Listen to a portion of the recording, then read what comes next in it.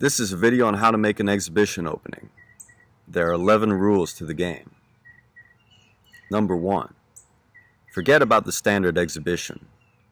Don't make exhibitions like installation views, and don't make it about performance and performing roles. This idea is nothing more than what Kaprow never wanted with his happenings, but nevertheless articulated. Namely, that nothing and no one should perform. But then it flipped, and now everything and each one performs. You see it today, not that far out. It's mainstream, everywhere and at all times. The gray zones of availability with flashing Wi-Fi signals, screens, cameras, and potential visibility around every corner, at any time of the week, at any time of the day. Anyway, the point is to make the exhibition opening a place for developing new forms of aesthetic encounter in dialogue with reclaiming the conditions of presenting work, and imagination. You've got to be pretty ruthless about this, wiping out of your plans every echo of this exhibition or that installation shot you saw online.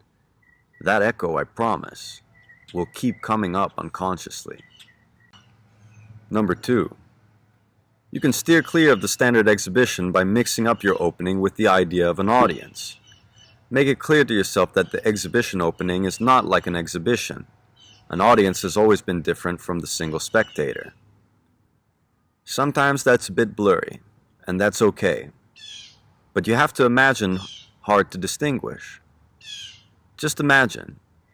You spend that whole last 3 days installing, and finally you have some time by yourself to fine-tune your exhibition.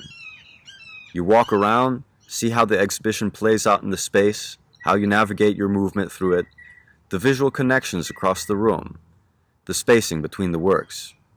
You move one thing further here, put one closer to the other, and you check with your body how it relates to all of it, how the weight is distributed in the space. And you find your favorite spot to stand. And then at the opening, the space is just jammed with people. Bodies are not ghosts. Bodies are opaque. Number 3. The physical form of the exhibition opening should come from the needs that surface with the presence of an audience, rather than from that installation view that is already sitting in your head, that is hatching in front of your eyes. If you stick to your installation view too much, you will end up again with the exhibition, since the exhibition has become to be made from the installation view, or aesthetic horizon. Take advantage of the logistic problems dealing with an audience. Your exhibition space can physically hold a maximum of 20 people, but you expect 60 at the opening, a common. Or the first 2 minutes of your video are essential, but people come and go at random times to watch. You can get more out of these basic requirements than out of all of Duchamp, Kaprow, and Warhol put together.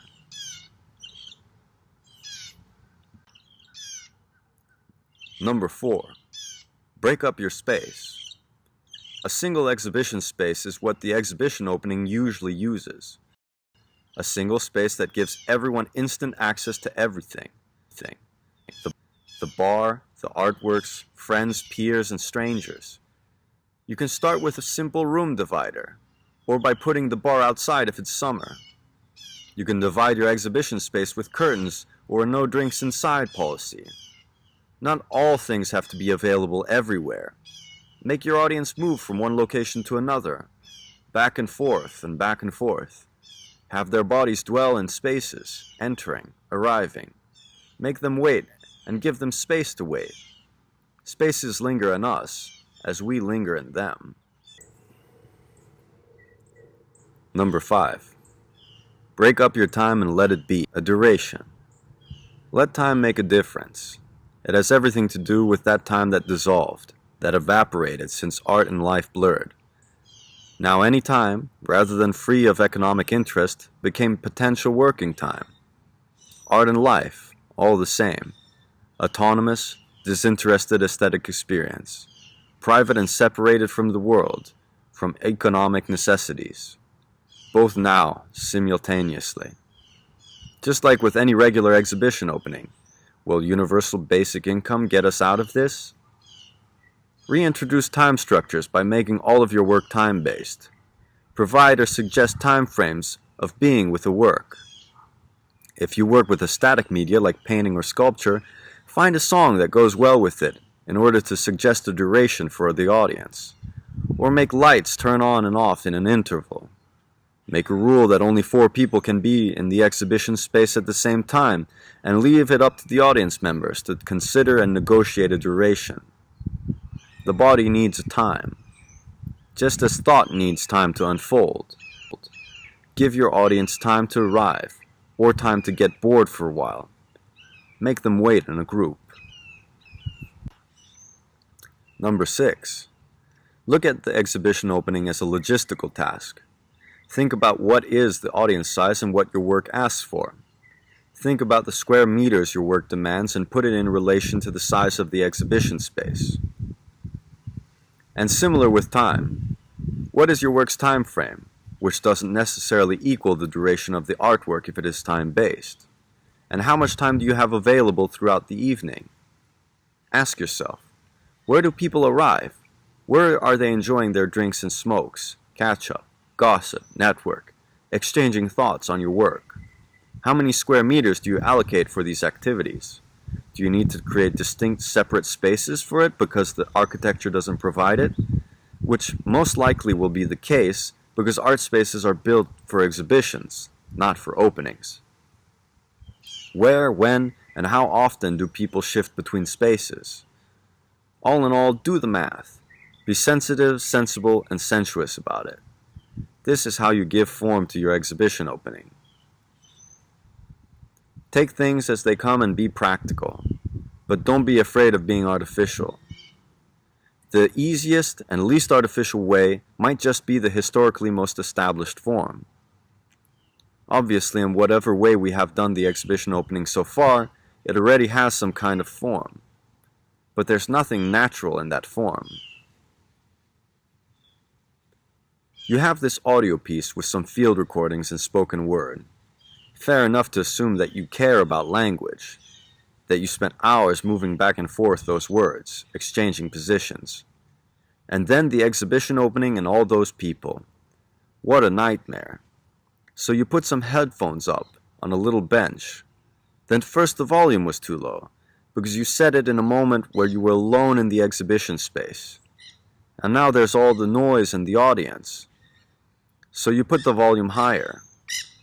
But at that volume, where no one would hear your piece properly, the volume is too loud and people stop listening after a minute because it hurts their ears.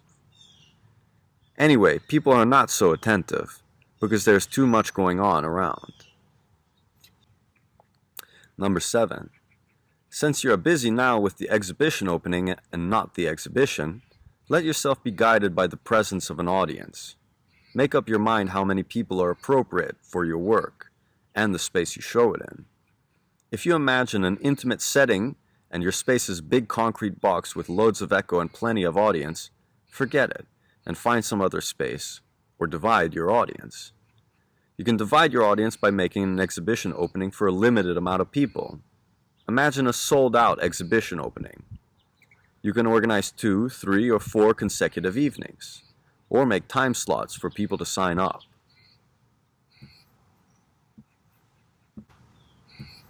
Number 8. Work from the exhibition space around you, not against it.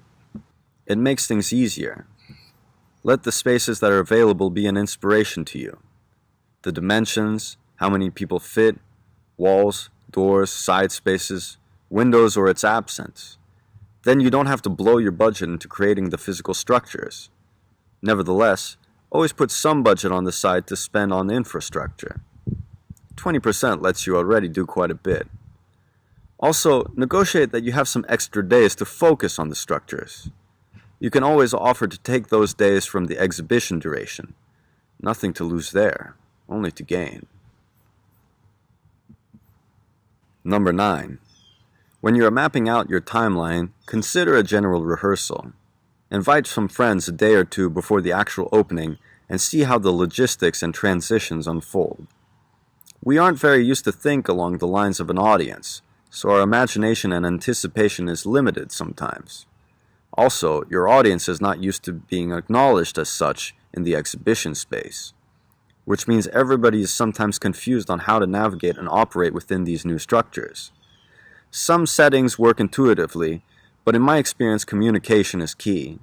A general rehearsal will give you some indication on that, and allows you to change or adapt certain things. Maybe time frames are kept too short, or succeed each other too quickly.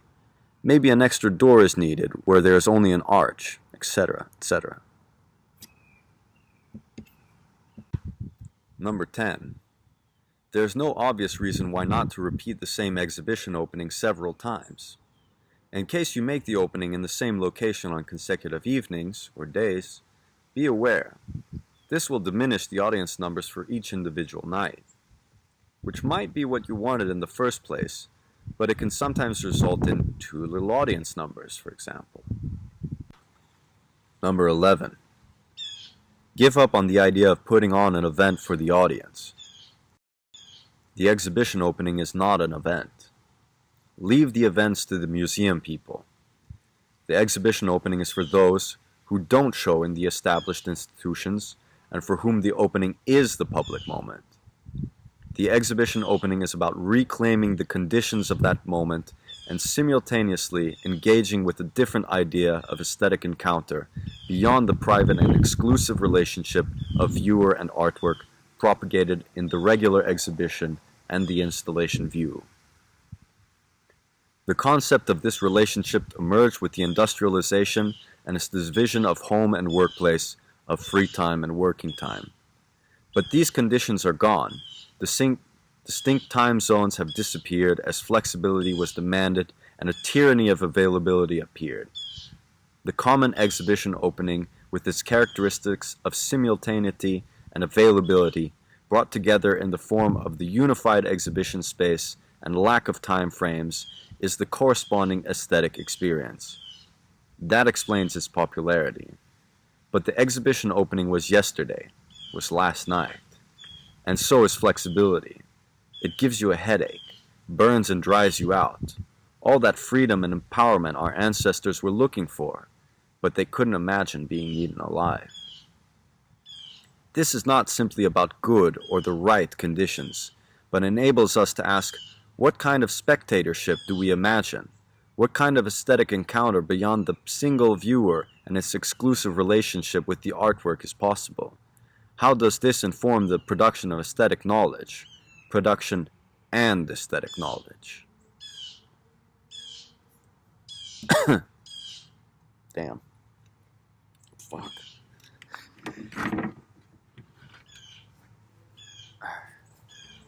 That's it.